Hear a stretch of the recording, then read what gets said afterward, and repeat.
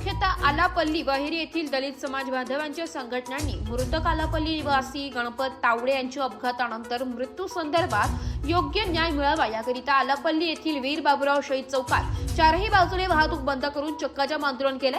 यामुळे आज सकाळपासून 11 वाजेपर्यंत आलापल्लीत वाहतूक कोंडी झाली होती। याची घेऊन डीवायएसपी कोकाटे आपल्या टफायसह चौकात येऊन आंदोलनकर्त्यांच्या विविध मागण्या मान्य करण्याची हमी दिली आहे। मी दुर्गा मॅडम श्री गणपत गोंदाजी तावाडे यांचं 9 तारखेला अपघाती निधन झालं। त्या निधनानंतर आम्ही इथे आंदोलन उभारलेलं आहे।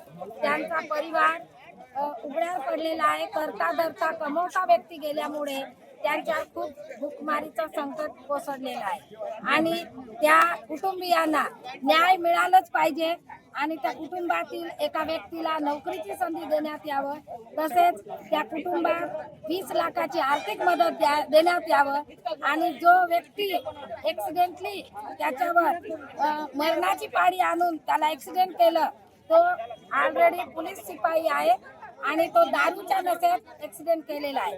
म्हणून आज आमचा व्यक्ती गमावलेला आहे। त्यांना योग्य न्याय मिळावा एवढीच आमची समाजाच्या वतीने इच्छा व्यक्त करतो। कोकाटे साहेबांनी जे तुम्ही निवेदन दिलं त्याबद्दल बोला। कोकाटे साहेबांनी सर्व समाजाचा समुदाय बघून त्यांनी आम्हाला निवेदनात दिले की आम्ही जे तुमच्या मागण्या आहे ते मान्य करू आणि एका मुलाला नोकरीच्या सेवेत आम्ही प्रयत्न करू आणि तसेच त्यांना 20 लाखाची मदत देऊ असे त्यांचे आश्वासन आम्हाला मिळाले आहे।